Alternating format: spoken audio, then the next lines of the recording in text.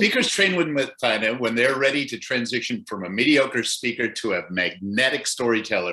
She shows them how to go from good to great to grand, so they can have raving fans that last a lifetime. I know, I'm one already. With over 40,000 hours on stages, and I bet a few thousand more on Zooms, she has traveled around the world. Storytelling is her superpower, and that means crafting your own original signature story. We'll talk a little bit about that. Trainer, speaker, advocate, CEO at Stage Ready Speakers, co-founder, visionary director of Heal a Woman to Heal a Nation, Inc. And you can see that on I Heal on in the picture there. She's been featured in Afro-American newspaper, The Daily Record, Ebony Magazine, Jet, Trends Magazine, Fox, ABC, and NPR. Importantly, she is the author of 3 spectacular books: Speak Up, The Ultimate Guide to Dominate in the Speaking Industry, Because I Am a Queen, 100 Affirmations for Daily Living, and a very important book, Engage, Inspire, Prevent, Strategies for Educating Teens on Sexual Violence. Thank you so much. I welcome you, Mothyna James-Brightful. Welcome, welcome, welcome. Hi. I'm so excited to be here, Terry and family. And if you all are hearing us, can you drop a 1 in the chat? If you're here and you can hear us, drop a 1 in the chat. We just want to see that you're here and present with us. I'm looking for those 1s in the chat. But I'm so excited to be here. Wow. So we didn't pick a small subject today. The art of storytelling is like 10,000 miles wide and higher than the tangerine moon. It's huge. But let's zoom into the first part of the art of storytelling. And let's talk a little bit about the artistry, the creativity, all of that goes into a story arc, depending on if you have 7 minutes, 77 seconds, or 70 minutes on stage. Talk about the artistry, Mothyna. One of the things that comes into the artistry of storytelling is, I'm going to first share this with you. No matter if you're building a signature story, or what I like to call the origin story, or if you're saying what you had for breakfast and who was there with you, that every story has to build what I refer to as the kilt. That is your know, like, and trust factor. The I stands for intimacy. So when you're building an amazing story and you're focusing on the artistry, those are the things you want to embed into the story, because it makes your audience lean in and pay closer attention. You want them to exchange the currency of attention with you. You want them to pay attention. So your artistry includes how you present, the things you say, how you say it, your facial expressions. It's your tone, how you go up, how you come down, and most importantly, how you take us on a journey. The artistry is focused on rebuilding your kilt. Did everybody get that? Your kilt is your know, like, and trust factor. And the I is for the intimacy, because intimacy in a story, no matter if you have 77 seconds or an hour, is what will increase your influence with an audience and create impact. So kilt, that's really important for us to remember. Let's zoom in onto the T for trust.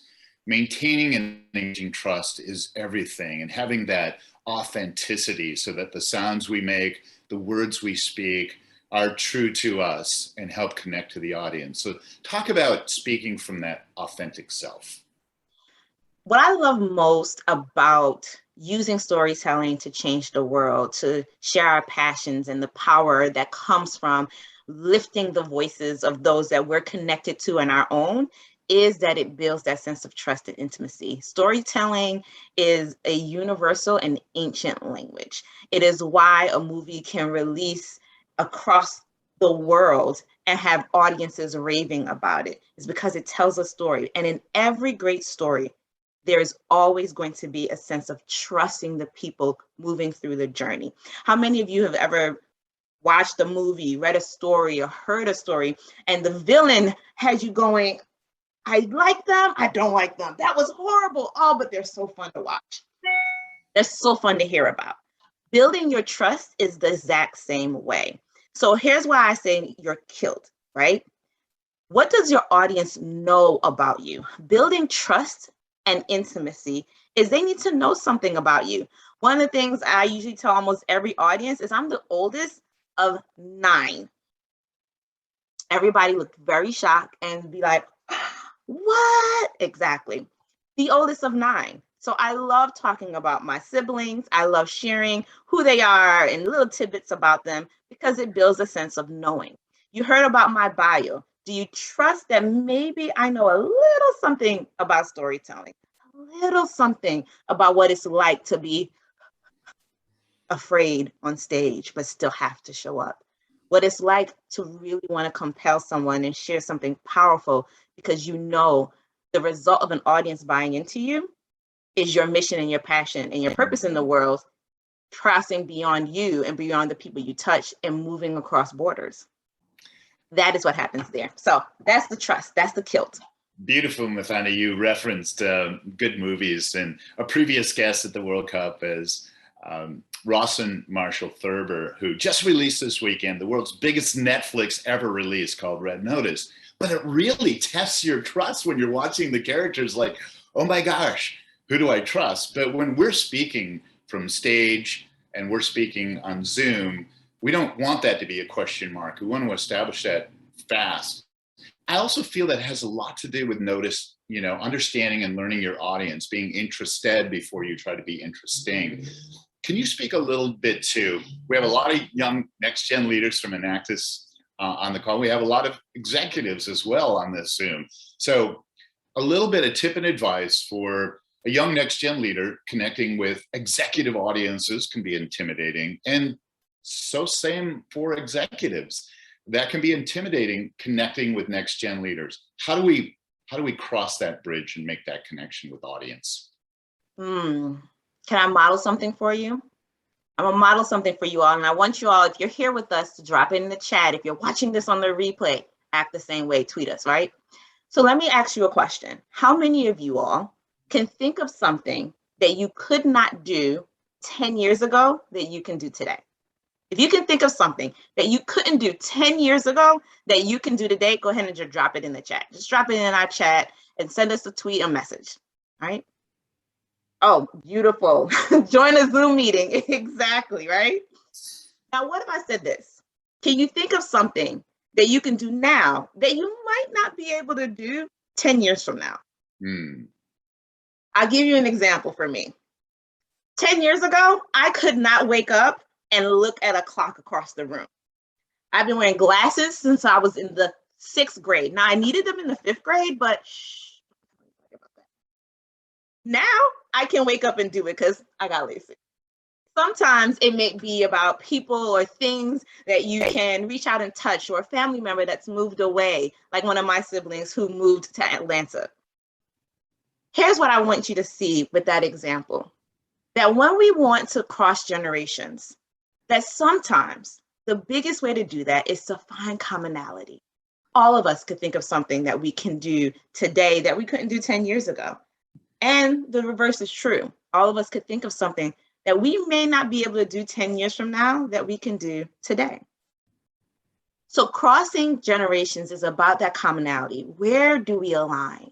Where can we intersect? And can I give you all my 3 fun places that begin with it? All 3 of them begin with an F, that you can find this regardless of generation.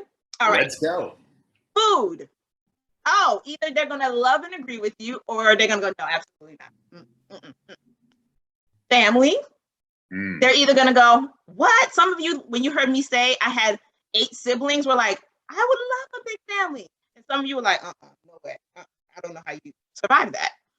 And then my last one is fun times. Because when you tell stories about something that lights you up and you ask an audience, can you think of something that made you smile or laugh or enjoy yourself, or something you think will, it crosses commonalities. So whether you're talking to someone that's in their 50s or someone that's 15, you get a chance to find those common grounds. So those are my suggestions. I love it. Food, family, and fun. At Enactus, much of the audience is familiar with Enactus. And for anybody who'd like to learn more, please, by all means, go to enactus.org. And if you want to hear more stories like this, go to enactus.org/World Cup. Food, family, and fun is wildly important. And we connect a lot of executives and next-gen leaders on purpose. And, it starts with our vision, a better, more sustainable world. And sometimes, Mothyna, that can be really heavy on our shoulders. It's hard to get our arms around some of the challenges that are in the world, from climate action to economic inclusion to abuses of all kinds. It's tough. And so oftentimes I think that says, look, if we can't look to the joy and the hope and the opportunity and the fun, then what on earth are we doing here? So I really appreciate that sound advice. Mothyna, I'd like to get to our students so we can get to listen to some of our students. I really want to start jumping across the Atlantic here and go to Akriti, because Mothyna, she's a great example of a young student who reached out via LinkedIn, and everybody on this call just linked in with everybody, who really just took initiative, was assertive, a little under the weather today. But Akriti, tell us a little bit about your path and your story and how you got to where you are and where you're going from here. I think my Enactus journey has sort of been a roller coaster. I'm sorry about my sore throat, but I'll continue. So I think with the idea of Enactus when I joined college just seemed very interesting to me, apart from all the other activities that everyone else was doing, because while I may have been confused, like everyone at my age, is about what we want to do in life, I just felt like, okay, through this, I will be helping someone. And while I was constantly struggling with sort of figuring it out, as I still am, Enactus sort of gave me this drive throughout those years in college.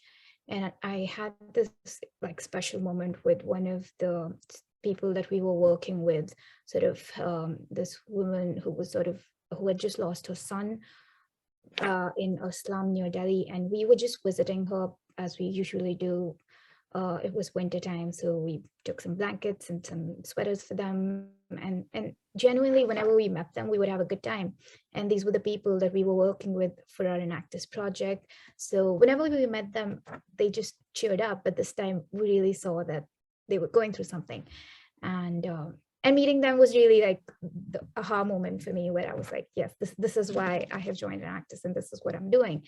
And the sort of months following that is when I started thinking that, okay, I want to do more. I want to be able to sort of tell a story or write more or give more to the world in whatever way, whatever little way I can, I think. And eventually, I think while COVID was a really troublesome time for everyone, and so was like it was for me, but I began writing. It was something that I struggled with for most of my life, where I thought I couldn't connect two sentences together, where I thought I struggled with English. But I picked it up and I began writing, and I began with a piece which was very personal to me, which was about women's safety in Delhi, which is where I live. And so I wrote about it. I researched a lot, but when I really wrote it, I saw the personal angle that was there in it for me. And through it, I think I grew. I shared that little article, which I wasn't very confident about, with Terry, and he loved it, which was very encouraging for me. And just that's sort of where my writing journey began. And I felt like, okay, through my writing, I am telling the story, different kinds of stories, different aspects of who I am, and developing it. And it eventually last year, after sharing the story through Terry with world-renowned journalist Marianne Pearl and the executive head of UN Women, who is an honor for them to have read my work. I got to participate in last year's Enactus World Cup. So that's kind of how Enactus has sort of taken me through ups and downs and inspired me and sort of given me that purpose in life, which is sort of to help people through whatever I can do, be it through the work that I'm doing in Enactus, and now that I'm not an active part of Enactus, that I'm doing through writing, which also has sort of been inspired through the work that I have done for Enactus. And I couldn't be more appreciative for it. And I just want to continue doing it, and I'm still figuring it out. And yeah, that's kind of what my little Enactus story has been. And I hope you can relate with some of it. And thank you. Kriti, thank you so much for your voice in the world. When I read your powerful story, I know how personal it was, but how important it is, not only for you personally and community, but for the world. And it's really, I just can't encourage you enough to continue to share your story with the world. You had a chance to spend a little bit of time with Mothyna. Can you both share a little bit about that experience of having a moment of coaching, mentoring, dialogue? Let's talk a little bit about that, and Mothyna, please jump in. Yeah, Akriti, I'll send it off to you first. Okay, that's what I wanted to ask if you want to go first. So similar thing, I think the fact that I've been able to tell my story to you that fast and that to the point today is because Mothyna helped me get sort of a hold of all my scattered thoughts. And I think all of us have scattered thoughts. This is sort of what we were discussing in our last session, that it's not like people don't have a story, it's just that they have all these thoughts, and that those thoughts being scattered are just as like it's just equal to not having a story. So just streamlining them and sort of helping you get them in order and structuring them just helps you tell a more powerful story. And then you feel like, oh yes, I am worth it, and I have a worthwhile story to tell. And that's kind of how I felt in that session I had with Mothyna. I broke my life down in a way for her, and I told her this happened and that happened, and then we talked about it, and then she spoke about my life as if she was me, and I was watching from the outside, and I felt really emotionally inspired, like an outsider, like this isn't me, that was just me just watching all with all emotions. And I think that's the real part, right? Like it's not just about convincing other people or having other people relate. It gives you the power of feeling like, yes, this is my story, and yes, I own it. And that just like inspires you to do more and sort of continue in the process of whatever you're working towards. So yeah, that was one of the biggest things I learned. Yeah.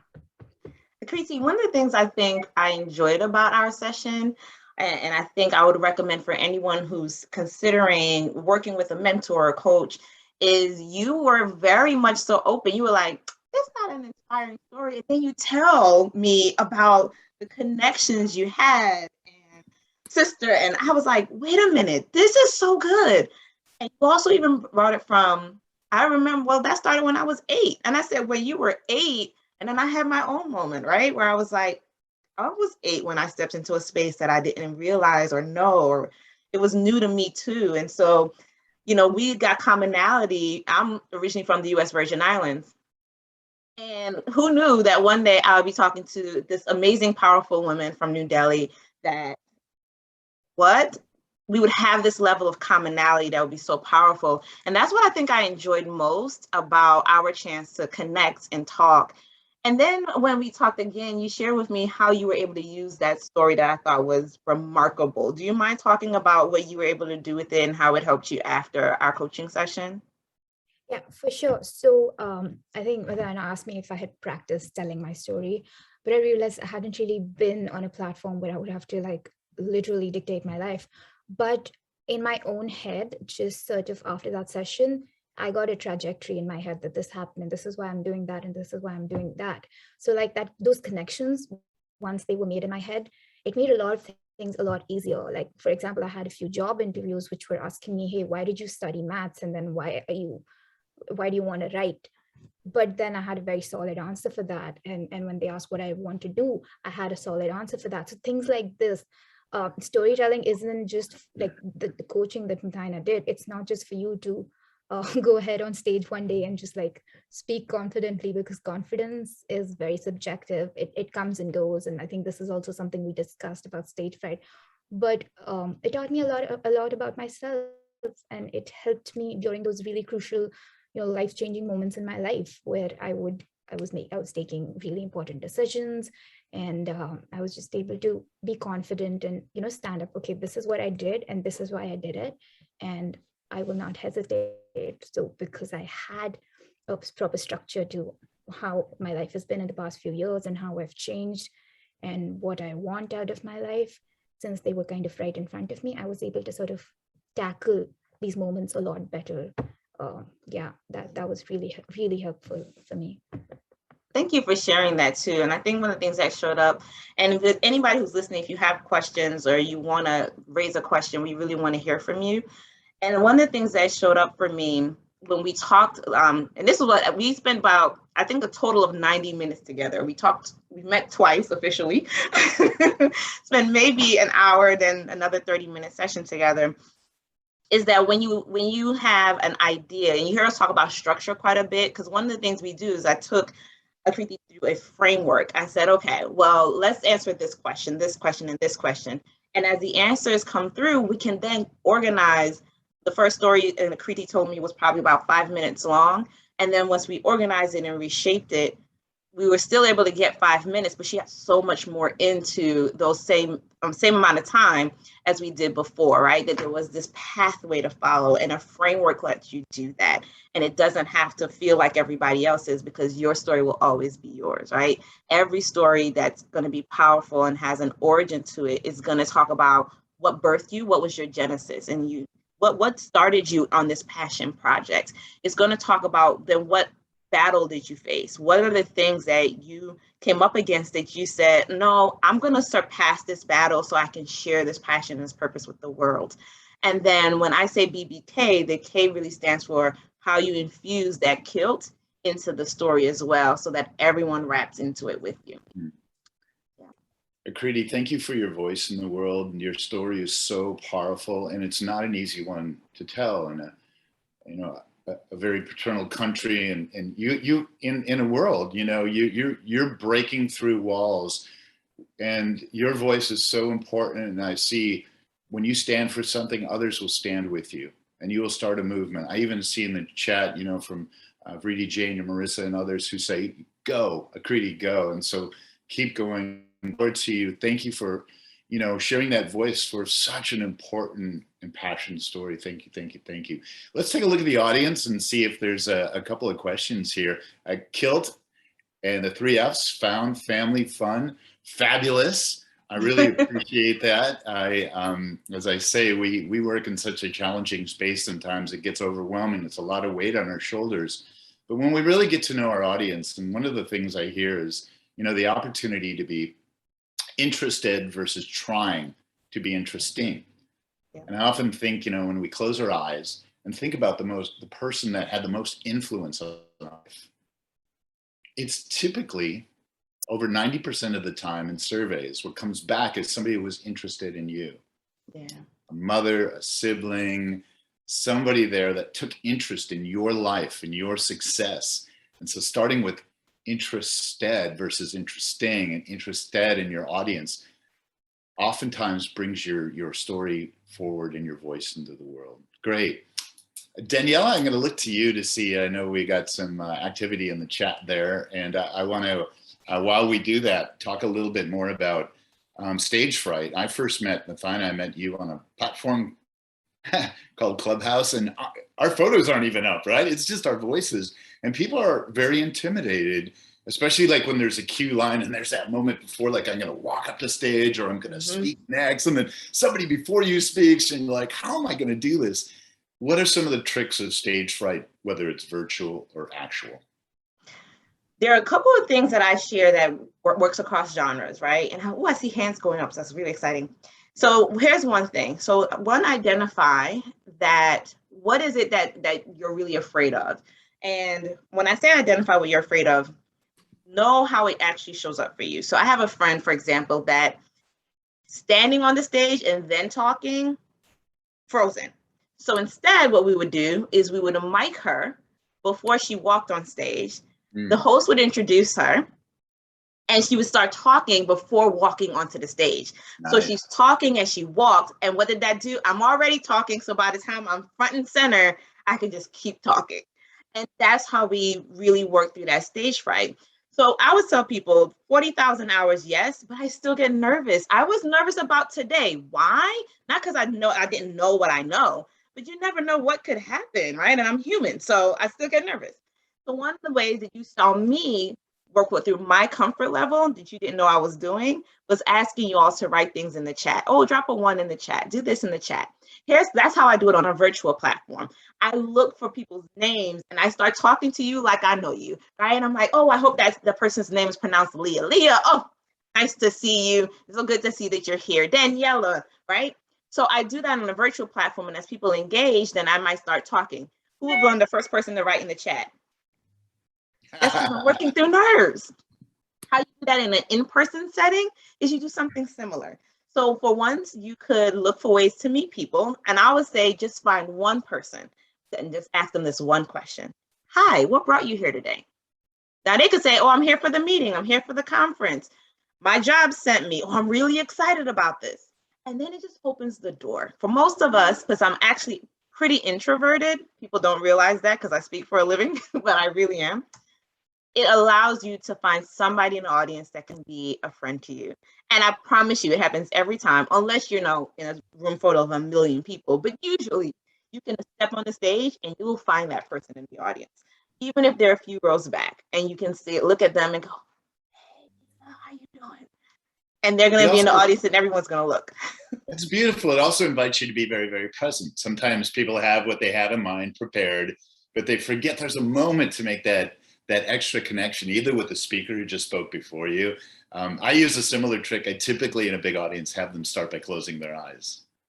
Just as an opportunity, just to go quiet, take a couple of breaths, be present. And then it brings us all to the same stage, because oftentimes when we're on a stage, we're above the audience, and that doesn't feel right to me. I like to be eye to eye and at the same plane and the same level, and that helps level set the audience. Marisa, how are you? On mic yourself. You have a question for our guest today, Mothyna. Hello, I'm super happy to be here today. I think my problem is that I either give too much information or too less. And maybe you have a trick that I can say to myself, okay, I need 4 points.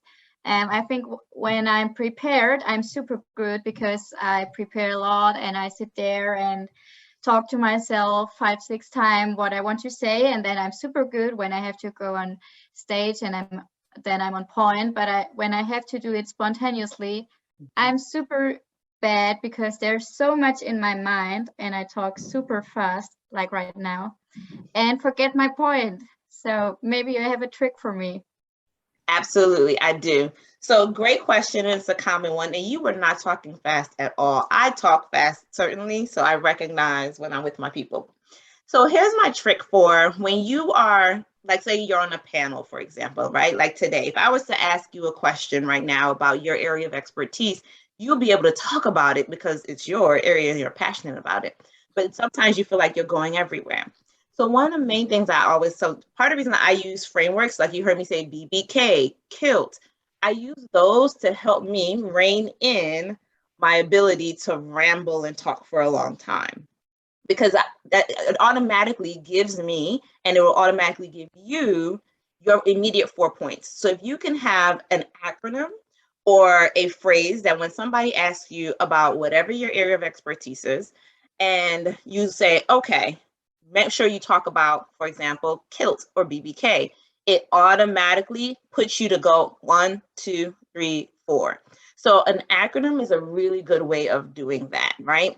And then my last thing, and I'll close on this, is practice. What are some common questions that people are going to ask you? So I spend a lot of time doing sexual violence prevention work. So that means supporting people in sharing stories and sharing the stories of others that are pretty tragic. And I try to keep my personality, as you can tell, bright and upbeat. And that can be difficult. So when somebody asks me a question about that, I'm going to know most of the questions people typically tend to ask about that topic.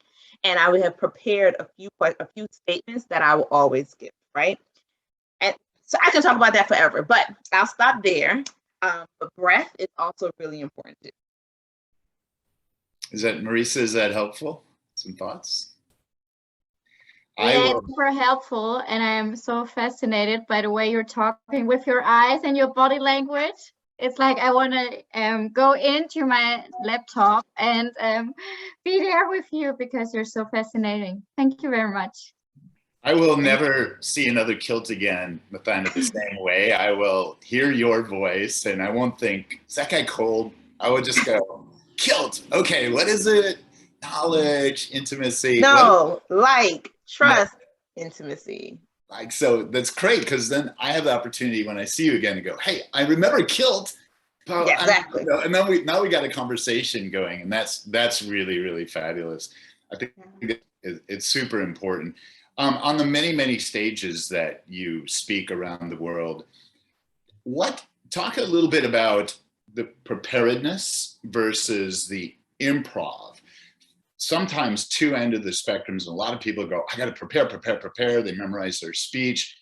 But then there's people that are good with improv and the ability to be present. How does one balance?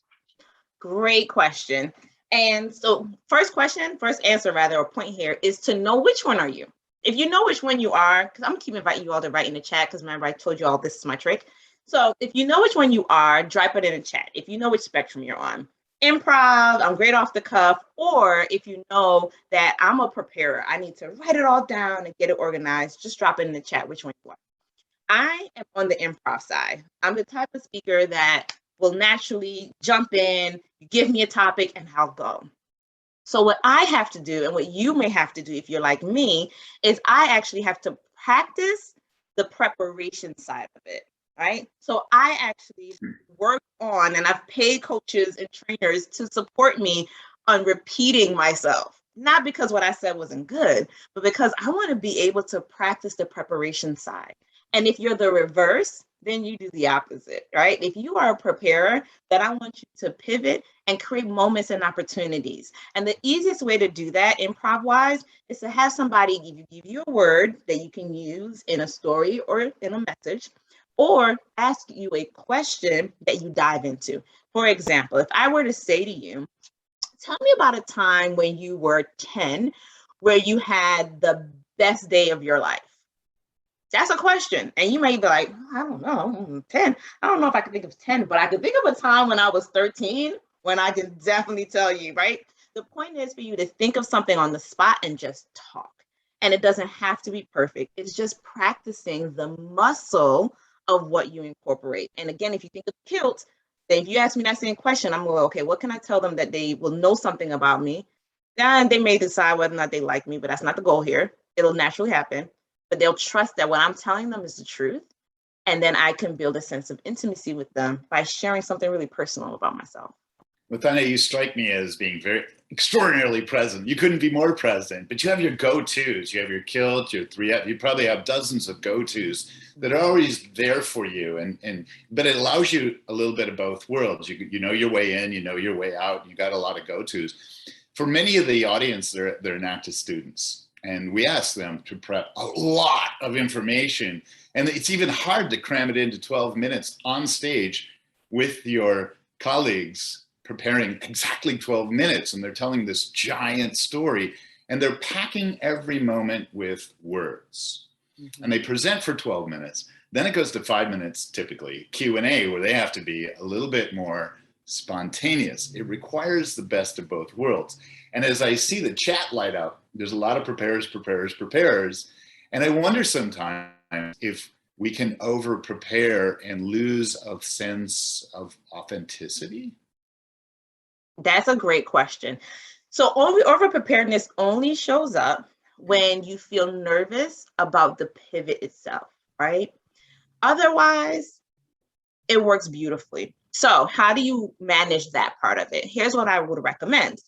That even though you've prepared, right? Actually say to yourself, I'm going to throw it all out the window.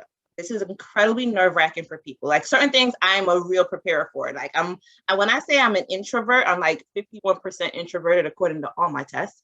So I'm really what people call an ambivert. I can be extroverted in behavior, but I can also be to myself. Like I'm going to need time.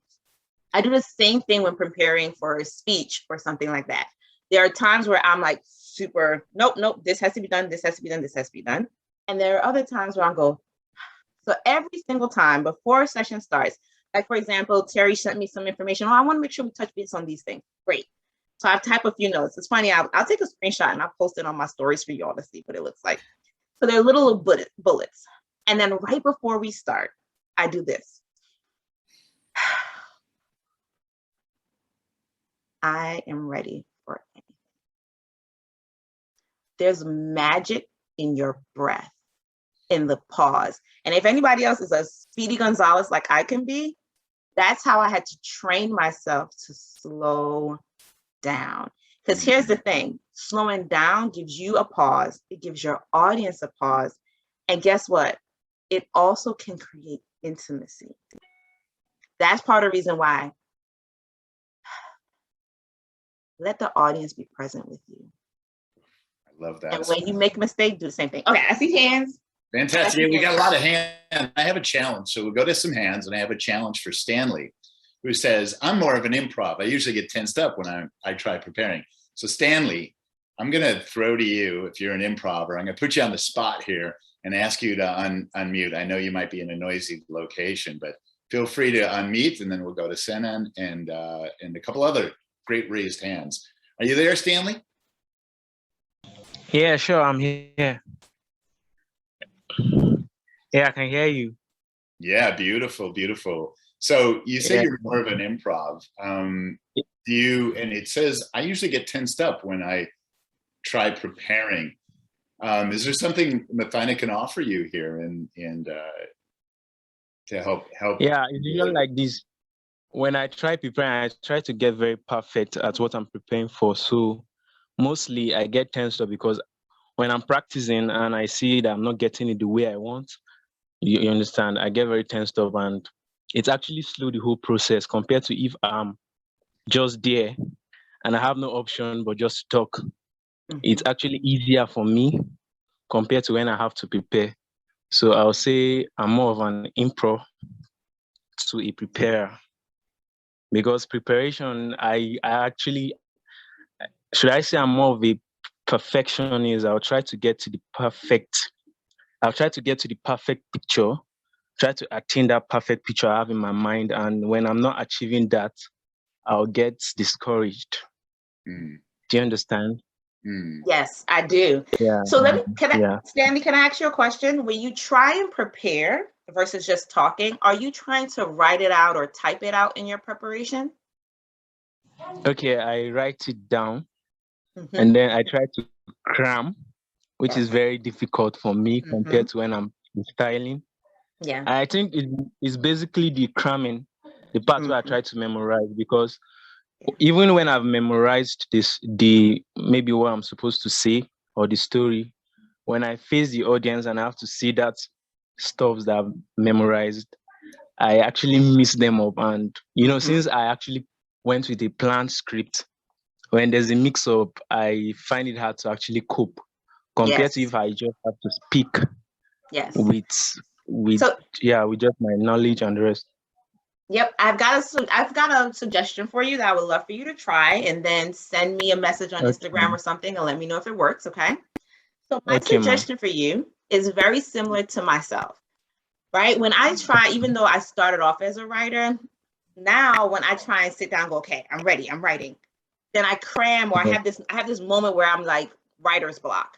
So instead, what I do is I record myself either on my phone or some other way, and I just talk.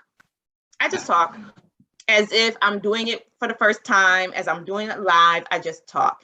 That way I free flow my thoughts out and I don't try and write it down. So that would be the first thing I would suggest, is to try just recording yourself, talking it out. The second thing I would suggest for those of us who try and become perfectionists like you and I is, instead of writing out every word after you say it, listen to yourself and go, oh, that was great. Don't write everything, just write one word that will act as a milestone or a marker on your journey. So think about all of your speaking, right, as like a marathon. Even though I've never run a marathon, I've only gotten to a 5K, which is like 3.1 miles. But they all, I know, work the same way. That what happens is you want to know when you are getting to mile 2, right? So a word instead of the entire I didn't get that part. Sorry. Go right ahead. Nope. Okay. Sorry, I didn't get that part. My network had an interruption. Oh, no worries. So instead, when you think about your working towards as the journey, right? Yes. You want markers on your journey. You want to know when you're getting to mile 2 and mile 2.5, right? And mile 3. So instead of a whole phrase, record yourself talking. And then when you listen to it again, don't try and write down everything you said. Just write a key word or 2 or 3 keywords that's going to help you remember in general where you want to go. That will help reduce the stress and the anxiety. You'll still feel a little prepared, but it gives you the opportunity to be flexible and fluid as if you are doing, as you're going to do when you do it live. Does that make sense? Thank you. Yeah. Thank you, Yeah, Stanley. it makes total sense. I'll try that. Thank you very much. Good. And where are you? I'll try today? it. Stanley, where are you today? Yeah. I didn't hear that part. Fantastic. You said? Where are you today? Okay, I'm in Nigeria. I'm a student in Ahmadu Bello University. All right, I'm going to keep it in Nigeria. Thank you. And go to Olivia, who has been so active on social. Thank you so much, Stanley, has been so active on social media. And Olivia, I see you there, hand raised in the audience. Please unmute. And if you have a signal and you can go on video, please do. But I understand, signals around the world are always challenging. But yeah. Okay. Sorry, how do I get her link on Instagram? Oh, I'll drop my name. I'll drop my name in the chat. Everything is under Mothyna. Okay. So if you put Mothyna in, I'll come right up. Okay. Thank you very much. I appreciate it. I'll try it. Thank you. You're welcome. Hi, Olivia. How are you? Welcome. Hi, Terry. Thank you so much. I'm doing great. And you? Fantastic. Better now that you're here. I always see you in social in a spectacular photo, and I am so excited to hear your voice. Thoughts, questions for Mothyna? Yes. Hi, Mothyna. Thank you so much for the session. It's been really refreshing to learn different perspectives on storytelling because I am super passionate about storytelling, and this session is really, really important to me and my journey. So my question goes like this. I've had my fair share of amazing presentations and pitches, but I've also had some presentations that didn't go so well. Me too. Olivia, you still there? It's one of the challenges with Zoom signals around the world, and I know her voice is there, and she asked a very important question. Sometimes it goes well, sometimes it doesn't go well, and sometimes that it didn't go well memory stays in our head and our heart and may affect us forward. How do we improve on those memories, and what do we do next? So my husband has me watching this show, and I overheard him say, what mammal has the shortest memory? And I knew the answer, goldfish. And then I heard him say, so what are we going to do? And I thought, we like goldfish. And that was the answer on the TV show. So in essence, especially with somebody, I promise you, I have literally had sessions where I went out to my car and cried. I felt like I did so horribly, right? And if you've ever been in that space, you know exactly what I'm talking about. And what I think mattered most for me is I always ask myself this question. Is there somebody else who's also going to give up on themselves because I'm giving up on myself? And I think about how if I would have given up the very first time that I spoke in public and felt like I did horrible and felt bad, which was when I was 8 years old and in the 4th grade, I stood up. Remember, I'm originally from the US Virgin Islands. And so I had a different dialect and accent than the people in upstate New York. And my teacher laughed when I said a word, as well as my other classmates. And what my 8-year-old self internalized was, oh, I shouldn't say things in public because what I'm saying, nobody will listen to, and they're going to laugh at me. And I walked back to my desk that day, and very rarely did I ever read in class again. And I've been reading since I was 2.5, as my mom tells me. So if I would have stayed in my 8-year-old self, in my 4th grade self, I would not be having this conversation with you all today. So when you have those moments that don't go well, be like a goldfish, forget it, right? But think about, if I give up on me now, who else is going to have to end up giving up on themselves because they were waiting to hear my story to keep going.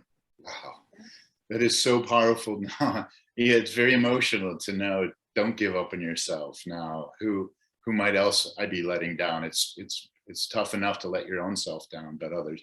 Sanan, I see Leah in the audience, lots of hands up. So let's go. Sanan, please unmute. And if you can turn your video on, great. There you are. Good to see you. Where are you, first of all? I am in Baku, Azerbaijan. Oh, very well. Good. Welcome. Yeah. Thank you. Thank you for hosting this nice, amazing meeting. It's very useful. I'm sure for the students who participate, it will be even more useful for the future. I am myself, I am an Enactus alumni, and I also have very good experience in Enactus. I can share it if there's a need or interest. But first, I would like to ask my question to Mothyna. About storytelling. Well, it will be more similar to what was asked previous, but when I prepare for my speeches, but usually I don't write it. I prepare in mind and remember everything, and then go for a speech, and it doesn't take long. But sometimes you also have to write about yourself or any story. And whether I write or whether I'm going to speak, sometimes it turns out to be longer than expected. And I realize that people are not willing to read or to listen for too long time, because even if they're willing, they can't get everything and can't remember everything. That's how our brain works. So my question is there a way to categorize the parts of the speech that's going to deliver, of the information that's going to be delivered, to choose, to be able to sort out, to choose which parts of the information of the speech to remove, to omit, and which ones to keep.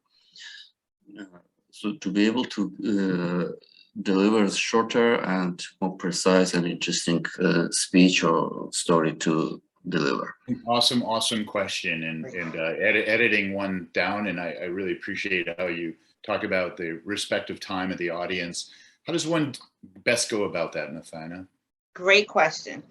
So I would say whenever you're writing or preparing a speech, you want to try and do it in segments. So for example, the easiest way to do it is in 5-minute segments. So if you have to speak for 15 minutes, that means you have 3 segments. Got that? 15 minutes, 3 segments. If you have 5 minutes, you really have 1 segment. So you can only land 1 key crucial point. And that way, if you do it in segments, if your time gets cut, you say, okay, I prepared for 15, but I only have 10. Well, then I'm going to cut 1 segment, right? And then you decide, this is a segment I'm going to cut out. When you cut a segment out, so here's a pro tip. When you cut a segment out, what you do is, I would love the next time I come to talk to you about blank, and it's 1 sentence, right? Just 1 sentence, because that lets your audience know, ooh, there's more here. And it lets the person who invited you know, there's more here, and they want to come back for more, right? So I would say that way. The other thing is, if you say, I've got only 5 minutes, what parts do I tell in here? Remember this, every time you tell a story, there has to be a journey in the story, even if you're telling a story that's 3 minutes long. And every piece that you tell has to be crucial to the story, right? Imagine, let me use a pretty universal example, Spider-Man, right? I love using Spider-Man for examples of stories. So Spider-Man, imagine if in Spider-Man, the beginning of the story was all about Spider-Man's marble collection or rock collection, not marble as in, the rocks. The marble or rock collection he had when he was 6 years old. And we spent a bunch of time there about that marble. You're going to be like, why? Okay, this is interesting, but why are we talking about marbles with Spider-Man? Versus jumping right into, I'm a teenager, college student, and I have been bitten by a spider. What happens next, right?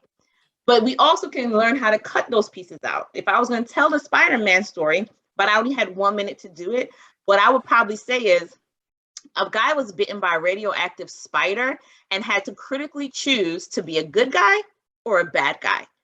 Nice. How did he make that decision? So the same story about Spider-Man, but I cut out the marbles and don't tell it because it's not key, it's not critical. Interesting, but not critical. And truncate it down. Nice. Yeah. Hopefully that's helpful. Beautiful. And not all stories start in the beginning, right? They start with that action scene in somewhere in the middle, or sometimes at the end of the story. And then it's how you arrange it in a short, condensed amount of time. I'm talking with a very, very special guest, Mothyna James-Brightful. So proud to have you. We've got a couple more minutes left. I want to go to some students, and I also want to alert everybody to learn more and learn more about amazing stories around the world. By all means, go to www.enactus.org/World Cup. You'll catch a lot more stories. World Cup is still up. You can register and check out all those great stories. Coming up on December 9th, I'll be back at the Kearney Point Studios, where we will have a special guest talking about LinkedIn profiles. Mothyna and I, we're working on our LinkedIn. It's like, how come we're not like, wait, we're just following each other. What do we got to do? All of that will be demystified coming up December 9th at 9 a.m. New York time, when we'll be back in the Kearney Point Studios. Let's go to Leah. And if we can, let's go. On mic and say hello. Hi, everyone. My name is Leah Ross. I'm currently in the United States in North Carolina. I actually had 2 questions today. So I know before you said that you like to take a couple deep breaths before walking on stage to calm yourself down, but do you have any tips for like consciously slowing yourself down or calming yourself down when you're already giving a presentation if you feel yourself like talking too fast? Great. So my fast answer is still take the breath, but ask the audience to do it with you. Put checkpoints in. So one of my famous checkpoints is saying, if you're still with me, do this, raise your hand, say this word, any of those things, right? If you want me to repeat what I just said, do this, right? It lets you know that the audience is either following you, or you might need to and say that last piece again, or give them a way to get more about what you just talked about. So those are my quick answers. Oh, one more thing. In the middle of a session, if you find yourself getting ramped up, I always try and have a clock somewhere nearby. Like I've been watching the time this entire session. So I try and have a clock somewhere nearby, and I check myself. When was the last time I intentionally either paused or slowed down or checked in with myself, right? So sometimes that will help you go, it's been 2-3 minutes. Yeah. So you had a second question, right?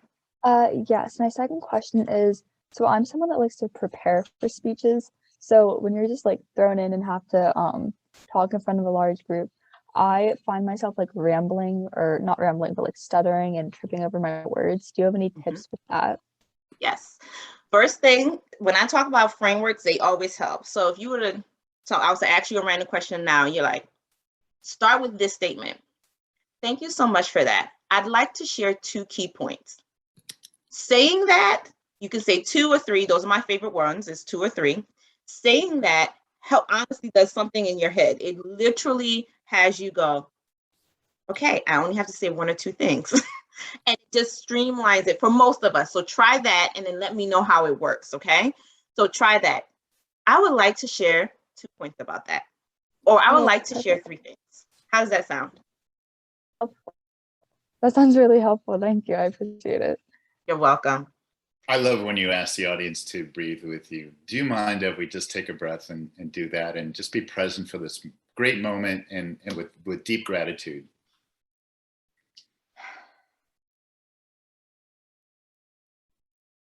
Just breathe. It is non-negotiable anyway. Just breathe.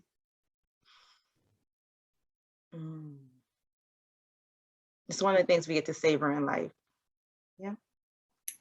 Terry, do we have time for the last hand that's up? Yeah, let's do it. And I just want to say those quiet moments really build trust, really connects humankind. And sometimes pauses can be awkward, but when guided and invited, it's beautiful. And so thank you for that. Yeah, let's go. Muskan, how are you?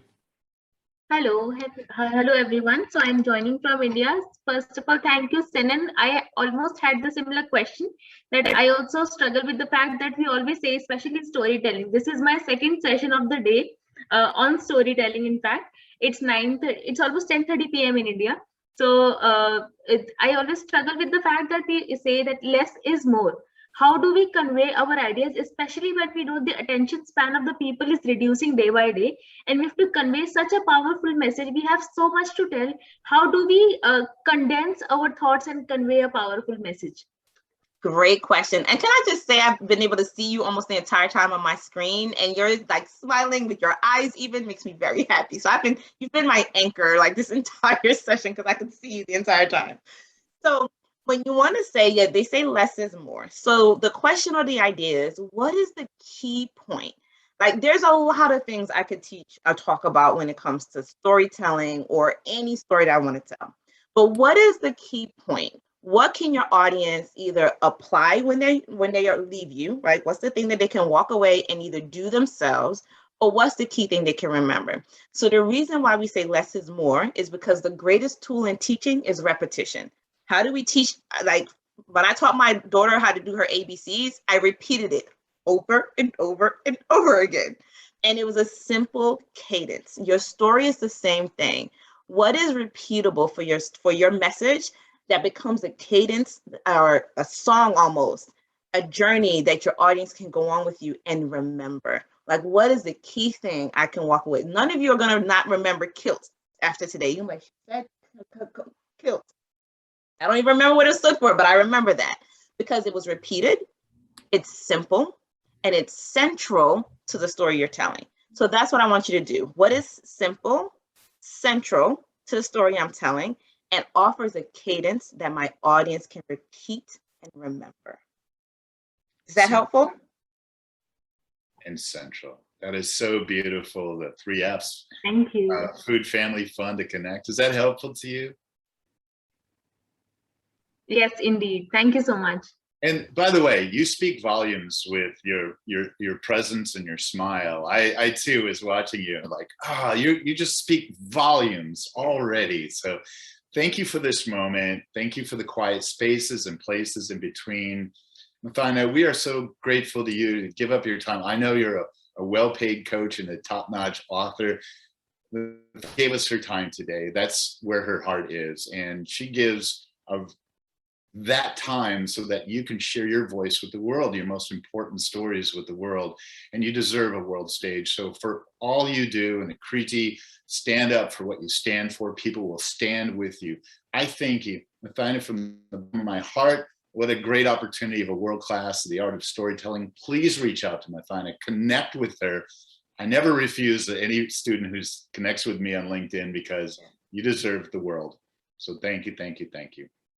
Thank you. Thank you, Terry. And thank you, every single one of you. When Terry reached out to me and told me about Enactus, my first answer was yes, absolutely yes. I don't know how, but yes, because I really believe in you all. And I love reading your stories. And if there's any way that I could support you in amplifying your voice, that's critical. But that first means you get amplified, that your message, your connection, your commitment to this answer that's on your heart, that's a fire in your belly. Thank you, Mothyna, James-Brightful. Join us December 9th, 9 a.m. New York time, live from the Carney Point studios. We'll LinkedIn and do link with Mothyna. And thank you, everybody. Thank you for all of your great work around the world.